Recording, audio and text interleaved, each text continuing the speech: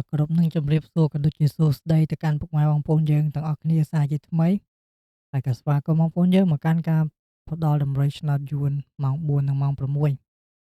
តើបងប្អូនយើងសម្រាប់ថ្ងៃនេះគឺមានលេខតម្រុយយកមកចាក់ជូនបងប្អូនយើងលេងកម្សាន្តទៀតហើយតែមុននឹងចូលទៅកាន់តម្រុយបងប្អូនយើងសូមជួយចុចជីវនិងចុចឲ្យមេដៃម្នាក់មួយផងបងប្អូនយើងដើម្បីជាកម្លាំងចិត្តឲ្យ admin បន្តធ្វើតម្រុយច្បាស់ៗចែកជូនបងប្អូនយើងលេងកម្សាន្តបន្តទៀតតើបងប្អូនយើងបើចង់ដឹងតម្រុយ admin មានអីខ្លះបងប្អូនយើងកុំភ្លេចតាមដានដល់ទីបញ្ចប់ណាបងប្អូនតើសម្រាប់តម្រុយ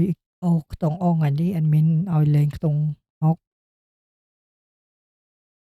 តោះអធ្យាស្រ័យបងប្អូនតោះខ្ទង់6មកគ្រាប់ទៀត6និង7បងប្អូនយើងតោះ6 7ហើយសម្រាប់2លេខ admin ឲ្យលេង69 78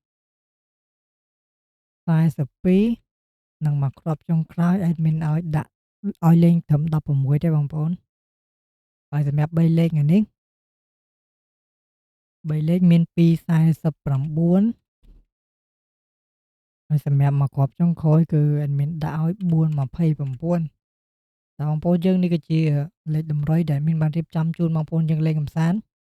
បងប្អូនយើងពេញចិត្តលេខមួយណាបងប្អូនយើងអាចជ្រើសរើសយកទៅលេងបានadminដាក់ឲ្យចិត្តបងប្អូនយើងច្រើនគ្រាប់ដើម្បីឲ្យបងប្អូនជ្រើសរើសស្រឡាញ់លេខមួយណាបងប្អូនយើងយកលេខមួយហ្នឹងទៅលេងទៅបងប្អូនយើង